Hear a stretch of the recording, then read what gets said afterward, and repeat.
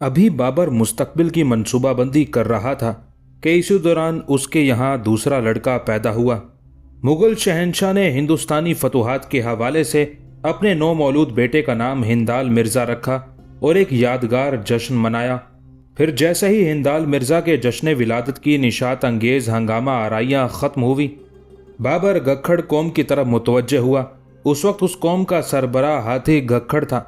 हाथी ने परहाला में किलाबंद होकर जंग शुरू की और गरूब आफ्ताब के वक्त एक ऐसे मकाम पर सफ आरा हुआ जो बहुत ज़्यादा तंग था और जहां एक सिपाही से ज़्यादा के गुजरने की गुंजाइश नहीं थी।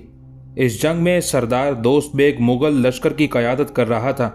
दोस्त बेग बड़ी ज़हानत और शुजात के साथ लड़ा, यहाँ तक कि हाथी गखड़ को मैदान जंग से फरार होना पड़ा। हाथी ने बहुत कोशिश की कि वो किसी तरह दोबारा किले में दाखिल हो जाए, मगर सरदार दोस्त बेग ने उसके तमाम रास्ते मसदूद कर दिए थे। नतीजतन हाथी गखड़ अपनी जान बचाने के लिए पहाड़ों में छुपता रहा और उसका तमाम मालो मता और खजाना बाबर के कब्जे में आ गया। मुगल शहंशाह अपनी फतूहात का सिलसिला जारी रखना चाहता था कि अचानक काबुल में बगावत के से हालात पैदा हो गए। मजबूरन बाबर ने अपने एक मोतमद सरदार मोहम्मद अली जंग को सिंध और परहाला के दरमियानी इलाकों का हाकिम बनाया और ख़ुद काबुल वापस लौट गया। 925 हिजरी के आखिर में बाबर ने लाहौर को फतह करने का इरादा किया। मुगल शहंशाह का जंगी मंसूबा ये था कि वो बहर सूरत पूरे पंजाब पर मुकम्मल गलबा हासिल कर ले ताकि उसके लश्करों और दहली की फ़ौजों के दरमियान फासला कम से कम हो जाए। इस तरह वो सुल्तान इब्राहिम लोदी पर ज़्यादा से ज़्यादा दबाव डालना चाहता था। फिर जैसे ही मुगल लश्कर काबुल से निकलकर हिंदुस्तान की तरफ बढ़ा तो यकायक बाबर को ख्याल आया कि यूसुफजई कबीले को सख्त तनबीह कर दी जाए। इस सियासी हिकमत अमली को बरूए कार लाने की बुनियादी वजह यह थी कि सुल्तान इब्राहिम लोदी अव्वल व आखिर खुद भी अफगान था, इसलिए कौमी रिश्ते के हवाले से यूसुफजई कबीला किसी वक्त भी इब्राहिम लोदी की हिमायत का ऐलान कर सकता था, और अगर ऐसा ना होता तो अफगानों की ताकतवर जमात खुद उसके अपने रास्ते की दीवार बन सकती थी। गरज उसी एहतियाती तदबीर के पेश नज़र बाबर ने यूसुफजई कबीले के खेतों को बर्बाद कर डाला और उनका सारा मालो मता लूट लिया। इस तरह मुगल शहंशाह ने अपने रास्ते के एक भारी पत्थर को हटा दिया था और अभी वो सोच ही रहा था कि दरियाए सिंध पार करके लाहौर पर हमला कर दे, मगर अचानक एक दिन मुगल शहंशाह को इत्तला मिली कि सुल्तान सईद बदख्शां को फतह करने के लिए उस तरफ आ रहा है। बाबर ने फौरी तौर पर पेशकदमी का इरादा तर्क कर दिया और अपने करीबी अजीज मिर्ज़ा मोहम्मद सुल्तान को हुक्म दिया कि वो 4000 सिपाही लेकर लाहौर रवाना हो जाए। फिर जैसे ही मिर्ज़ा मोहम्मद सुल्तान लाहौर की जानिब बढ़ा, बाबर काबुल की तरफ पलट पड़ा। ये मुग़ल शहंशाह की खुशबख्ती थी कि सुल्तान सईद का इरादा बदल गया और वो बदख्शां पर हमले किए बगैर अपने इलाके की तरफ लौट गया। अब बाबर पूरी यकसोई के साथ मनसूबाबंदी कर रहा था। 926 हिजरी में मुग़ल शहंशाह ने पहले खिजर खेल के अफगानों पर हमला करके उनका मालो असबाब लूटा और फिर बड़े खौफनाक अज़ाइम के साथ हिंदुस्तान की तरफ बढ़ा। अपने उस तवील सफ़र के दौरान बाबर सरकश अफगानों को तलाश करके सख्त सजाएं देता और उनके अमलाक को तबाह बर्बाद कर डालता। इसके बरक्स पठानों के वो कबाइल जो पुरअमन ज़िंदगी बसर करने के ख्वाह थे, बाबर उन्हें इनाम इकराम से नवाजता हुआ आगे बढ़ जाता। ऐसे इलाकों से गुजरते वक्त बाबर मकामी हाकिमों को एक ही पैगाम देता, मेरा तुमसे कोई झगड़ा नहीं है, मैं तुम्हारी जागीरों पर हरीसाना नज़र नहीं रखता, मेरा हरीफ सिर्फ इब्राहिम लोदी है, मैं उससे अपना हिसाब बेबाक करने दहली की तरफ जा रहा हूँ। अगर तुमने किसी भी किस्म की मुज़ाहमत की या मेरे रास्ते में फितना और शरारत के कांटे बिछाए तो मैं तुम्हारे सरों से मौजे खूं बनकर गुजरूंगा, और अगर तुमने सुलह पसंद इंसानों की तरह कोई हंगामा खड़ा नहीं किया तो यकीन रखो कि मेरे गुजरने का अंदाज बादे सबा की मानिद होगा, जो दिमागों को महकाती है और दिलों को नई लज्जत से सरशार करती है। अक्सर अफगान कबाइल ने दानिशमंदाना रवैया इख्तियार किया, इस तरह उनकी जानें महफूज रहीं और मालो असबाब भी। बिलाखिर बाबर ने यह तवील सफ़र किसी दुश्वारी के बगैर तय किया और बढ़ते बढ़ते सियालकोट तक पहुँच गया। यहाँ के बाशिंदों ने बाबर से अपने जानो माल की पनाह मांगी। मुगल शहंशाह ने आला ज़रफ़ी से काम लिया और मकामी लोगों की जागीरों को छेड़े बगैर आगे बढ़ गया। उसके बाद बाबर का लश्कर सैदपुर पहुंचा। ये इलाका लाहौर के ज़ेरे इंतज़ाम था। बाबर ने हस्बे रिवायत यहाँ के लोगों को भी अमन व आफियत का पैगाम दिया, मगर सैदपुर के बाशिंदे वक्त की रफ्तार को समझने से कासिर रहे। उनके बुरे दिन आ गए थे, इसलिए मुगल शहंशाह के मुकाबिल सफ आरा हो गए। मुगल सिपाहियों के हमले बहुत खौफनाक थे। उनकी शमशीरें सैदपुर के सिपाहियों को गाजर मूली की तरह काट रही थी। उस जंग का फैसला चंद घंटों में हो गया और देखते ही देखते कबीले के 30,000 मर्द गुलाम बना लिए गए। मगर सैदपुर के गैर मुस्लिम बाशिंदों का चौधरी, जो अफगानी उमारा से मिला हुआ था, वो किसी तरह भी बाबर की इताअत गुजारी पर राजी ना होता था। आखिर थोड़ी सी कशमकश के बाद उसे भी गिरफ्तार करके तहे तैग कर दिया गया। अब सैदपुर का कोई हाल और कोई मुस्तकबिल नहीं था। बस हर तरफ जली हुई खेतियां थी, लूटे हुए मकानात थे और बेगोरो कफन लाशों के अंबार थे। बाबर ने उस मकबूजा इलाके पर अपना निगरान हाकिम मुकर्रर कर दिया और खुद बहुत सा माले गनीमत लेकर काबुल की तरफ लौट गया। मुगल शहंशाह की जंगी हिकमत अमली बहुत ज्यादा कामयाब साबित हो रही थी। वो 3 बार हिंदुस्तान आया और हर मर्तबा उसने किसी न किसी उन्वान फतह हासिल की और दरपर्दा इब्राहिम लोदी पर जाहिर कर दिया कि अब उसके और दहली के दरमियान ज्यादा फासला नहीं है। सैदपुर की फतह के बाद बाबर काबुल पहुंचा और बदख्शां की हुकूमत शहजादा हुमायूं के हवाले करके गर्म सीर के तमाम इलाकों पर कब्जा करने के लिए आगे बढ़ा। अब उसका रुख खुरासान की तरफ था। उस वक्त खुरासान पर शहजादा तहमासब की हुकूमत थी और शाह बेग उसका अतालिक था। बाबर ने सुलह जुई के तौर पर पहले यही कोशिश की कि किसी जंग के बगैर खुरासान का किला उसके ज़ेरे इंतज़ाम आ जाए, मगर शाह बेग उस पर आमादा नहीं हुआ और बाबर के मुकाबले में शहजादा तहमासब की वफादारी का दम भरते हुए किलाबंद होकर बैठ गया। सियासी मुज़ाकरात नाकाम हो जाने के बाद बाबर ने आगे बढ़कर खुरासान के किले का मुहासरा कर लिया। बाबर का एक सरदार अमीर खान शाह बेग का दोस्त था। उसने अपने दोस्त की मदद करने के लिए बाबर से बार बार दरख्वास्त की कि शहंशाह किले का मुहासरा तर्क कर दें, मगर बाबर ने अमीर खान की एक ना सुनी और 3 साल तक किले का मुहासरा जारी रखा। आखिर मुसलसल मुहासरे से तंग आकर शाह बेग बाहर निकला और खुरासान से फरार हो गया। यहाँ तक कि उसने सिंध के नवाही इलाके बखर में जाकर पनाह ली। अंजामकार 928 हिजरी में खुरासान भी आसपास के तमाम इलाकों के साथ सल्तनत बाबरी के हल्के में शामिल हो गया। इसी दौरान हिंदुस्तान में एक नया सियासी इंकलाब रूनुमा हुआ। सुल्तान इब्राहिम लोदी की बददिमागियों और जिल्लत आमेज सलूक से आजिज आकर एक नामवर अफगान सरदार दौलत खान लोदी हुकूमत दहली से बदजन हो गया और दरपर्दा सुल्तान के खिलाफ बगावत की तैयारियां करने लगा। दौलत खान लोदी तन्हा अपने अज़ाइम में कामयाब नहीं हो सकता था। मजबूरन उसने मुगल शहंशाह बाबर की तरफ देखा। दौलत खान लोदी इस हकीकत से बाखबर था कि शहंशाह बाबर ही वो सख्त जान हरीफ है जो सुल्तान इब्राहिम लोदी का मुकाबला कर सकता है। यही सोचकर दौलत खान ने अपने चंद मोतमद दोस्तों को एक खुफिया मकतूब देकर बाबर के पास भेजा। लोदी सरदार ने अपने अरीजे में लिखा था, आप एक आला नस्ब शहंशाह हैं, इसलिए सिर्फ आप ही से तवक्को की जा सकती है कि एक इज्जतदार शख्स की फरियाद को हमदर्दाना जज्बों के साथ समात फरमाएंगे। मैं दौलत खान लोदी एक अफगान सरदार हूँ और मेरे बुजुर्गों ने हिंदुस्तान की सरजमीन पर निहायत बावकार जिंदगी गुजारी है, मगर जब से ये कमजर्फ इंसान इब्राहिम लोदी सरीरा राय सल्तनत हुआ है, शुराफाए वक्त की जानों पर बन गई है। वो सरे दरबार छोटे छोटे लोगों के सामने उमारा की पगड़ियां उछालता है और उनकी दस्तारे फजीलत से अपने जूते साफ करता है। दूसरे सरदारों की तरह मैं भी आजकल उसके कहरो सितम का शिकार हूँ। मेरी फरियाद तन्हा फरियाद नहीं है, इसमें दीगर उमारा की आहें भी शामिल हैं। अगर शहंशाह हम सुल्तान गजीदा इंसानों को जबर के खूनी पंजों से निजात दिलाने के लिए हिंदुस्तान पर हमलावर होंगे तो मैं यकीन दिलाता हूँ कि बेशुमार अफगानों की तलवारों को अपनी हिमायत में बुलंद होता हुआ देखेंगे। इज्जत माब की आमद और चश्मे करम का मुंतजिर सरदार दौलत खान लोदी। ये एक फरेबकार पेशकश और इंतहाई खौफनाक सियासी चाल थी। दरअसल दौलत खान लोदी बाबर और सुल्तान इब्राहिम को लड़ाकर खुद इख्तदार हासिल करना चाहता था। जज्बा हुक्मरानी तो कमोबेश हर सरदार के सीने में परवरिश पाता रहता है, मगर दौलत खान लोदी को जनून की हद तक दहली पर हुकूमत करने की ख्वाहिश थी और उस ख्वाहिश का बुनियादी सबब यह था कि दौलत खान के मोरिस आला दोस्त खान लोदी ने 816 हिजरी में कुछ दिनों के लिए इसी तारीखी शहर पर हुकूमत की थी।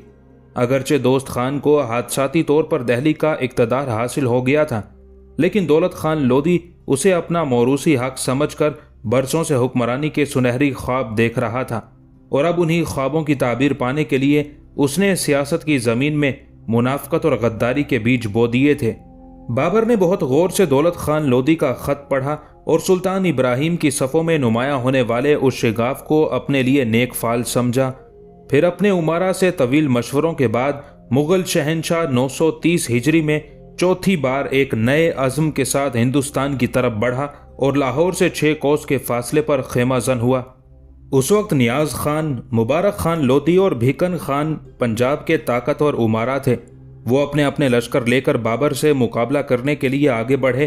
مغل شہنشاہ اپنے گزشتہ تجربات کی بنا پر یہی سمجھ رہا تھا کہ اس کے حریف زیادہ سخت جان ثابت نہیں ہوں گے اور وہ آسانی کے ساتھ اپنے مقاصد میں کامیابی حاصل کر لے گا، مگر جب دونوں فوجیں آمنے سامنے صف آرا ہوئی تو بابر افغانی امراء کی عسکری طاقت دیکھ کر حیران رہ گیا۔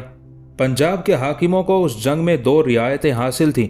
ایک تو یہ کہ وہ اپنے علاقے اور اپنی پسند کے محاذ پر دشمن سے نبرد آزما تھے، اور دوسرے انہیں بابر پر افرادی برتری حاصل تھی۔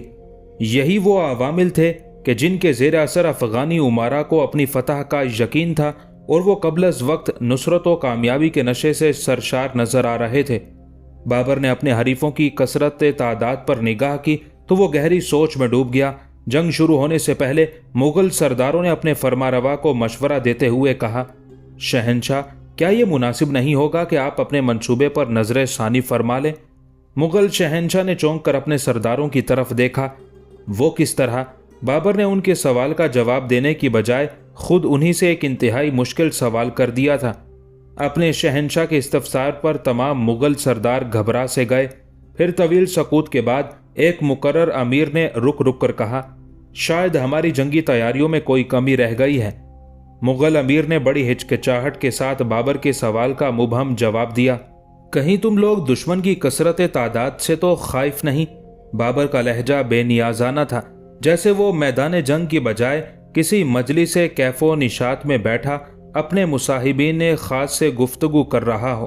کثرت تعداد سے خوف زدہ تو نہیں، مگر ہمیں اپنے وسائل کی کمی کا احساس ضرور ہو رہا ہے۔ بابر کے مقرب خاص نے کسی قدر بے تکلفانہ لہجہ اختیار کیا تھا، لیکن پھر بھی وہ اپنے دل کی بات صاف صاف نہیں کہہ پا رہا تھا۔ وسائل کی کمی کا احساس تو مجھے بھی ہو رہا ہے، مغل شہنشاہ نے کچھ سوچتے ہوئے کہا، مگر کہیں تمہارا یہ مطلب تو نہیں کہ موجودہ وسائل کے ساتھ دشمن سے جنگ نہیں کی جا سکتی؟ شاید، مغل امیر نے جھجکتے ہوئے کہا۔ تو کیا میں کابل کی طرف واپس لوٹ جاؤں؟ اب کی بار گفتگو کرتے وقت بابر کے ہونٹوں پر ہلکا سا تبسم ابھر آیا تھا۔ کسی خاص مصلحت کے تحت محاذ جنگ کی طرف سے منہ پھیر لینے میں کوئی قباحت نہیں ہوتی۔ جب ایک امیر نے زبان کھولی تو دوسرے کو بھی دل کی بات کہنے کا حوصلہ ہوا۔ خاموشی کے ساتھ واپس چلے جانا اس قیام سے کہیں بہتر ہے جس کا انجام شکست و بربادی کی طرف کھلا ہوا اشارہ کر رہا ہو۔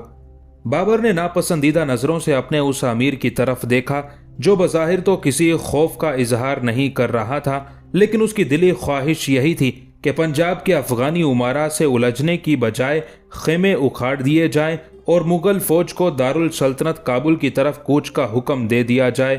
بابر کی پیشانی پر ابھری ہوئی لکیریں دیکھ کر مغل سردار گھبرائے ہوئے لہجے میں دوبارہ اپنے فرمانروا سے مخاطب ہوا، شہنشاہ، میرا یہ مقصد ہرگز نہیں تھا کہ آپ ہندوستان کی مہم ہمیشہ کے لیے ترک کر دیں۔ پھر تم کیا کہنا چاہتے ہو؟ بابر کا لہجہ بدستور نرم تھا۔ ہم کسی اچھے موسم میں اس طرف آئیں گے، مغل سردار نے اپنی بات کی وضاحت کرتے ہوئے کہا۔ اس موسم میں جب ہمارے پاس بہتر وسائل ہوں گے اور ہمارے لشکروں کو اپنی قلت تعداد کا کوئی خوف نہیں ہوگا۔ بس کچھ دن۔ ابھی مغل سردار کی بات ختم ہونے نہیں پائی تھی کہ مغل شہنشاہ درمیان ہی میں بول اٹھا، خوف زدہ تو تم ہو، کثرت دشمنہ کے باوجود میرے سپاہی کسی احساس کمتری کا شکار نہیں۔ میں ان کے چہروں پر عزم و جانثاری کی روشن تحریریں دیکھ رہا ہوں۔ اس مرتبہ بابر کا لہجہ بہت زیادہ برہم تھا۔ تم جس موسم کی بات کر رہے ہو وہ موسم کبھی نہیں آئے گا۔ تم وسائل کی کثرت کا انتظار کر رہے ہو، مگر میں تمہیں بتائے دیتا ہوں کہ ہمارے پاس وسائل کے انبار کبھی جمع نہیں ہوں گے۔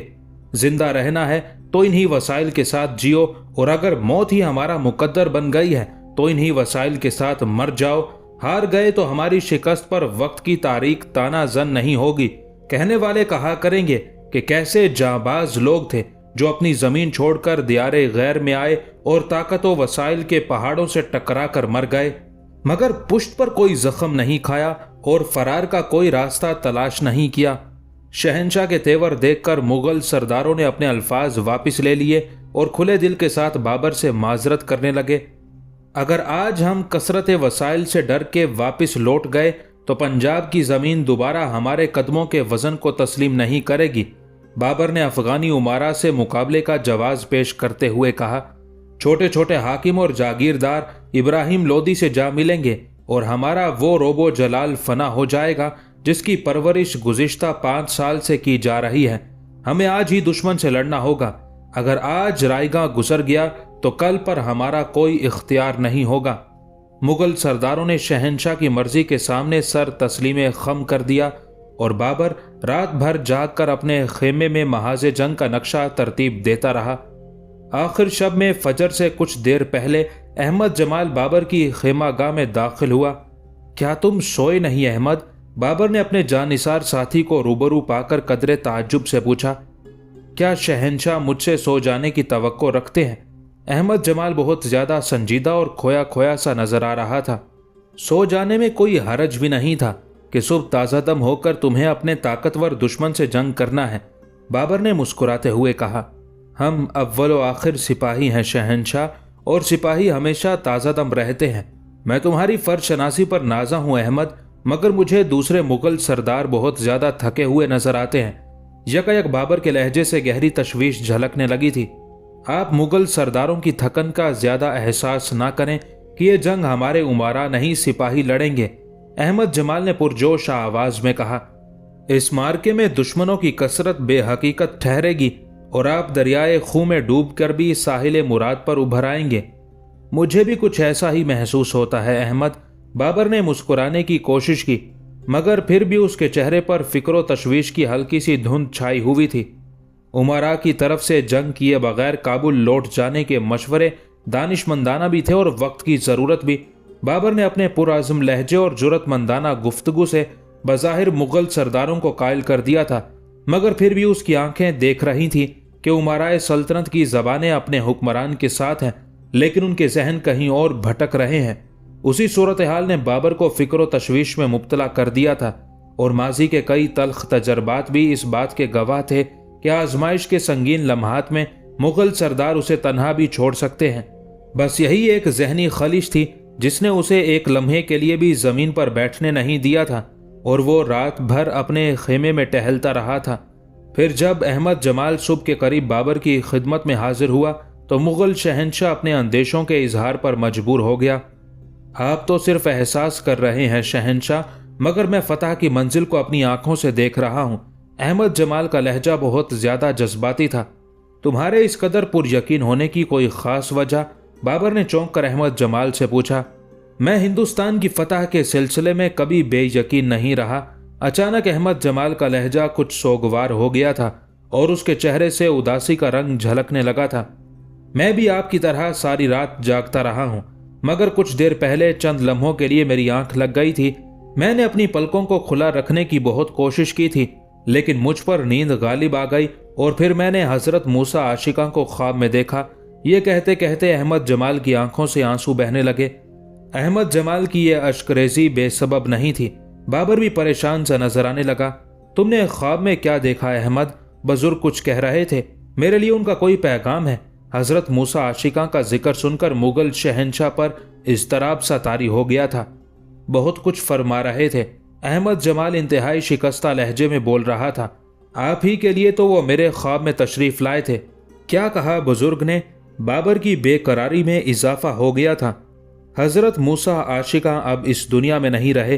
अहमद जमाल की आंखें छलक उठी थी और अल्फाज उसकी जबान से बामुश्किल अदा हो रहे थे। शेख ने फरमाया, मेरे सलाम के बाद शहंशाह से कह देना कि फ़कीर इंतज़ार करते करते थक गया था, इसलिए यहाँ से जा रहा है।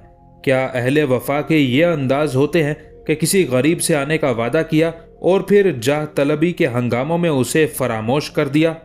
احمد جمال کا خواب سن کر شہنشاہ ظہیر الدین بابر سناٹے میں آ گیا۔